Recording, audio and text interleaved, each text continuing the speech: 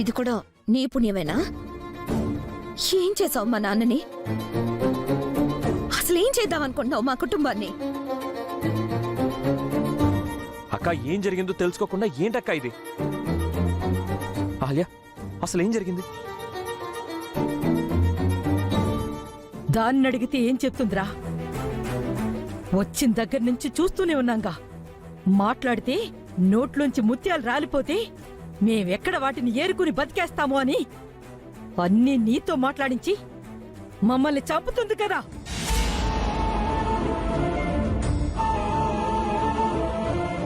హే, నిన్ను మా కంటి కనపడొద్దన్నాగా. ఎంత ధైర్యం ఉంటే మళ్ళీ ఇక్కడికి వస్తావే?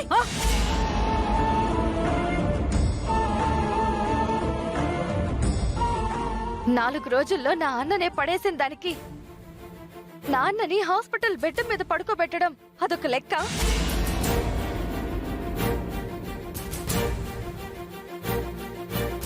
ఇంట్లో నుంచి పంపించేశామనే కక్షతో ఇదే నాన్ననేదో చేసుంటుంది.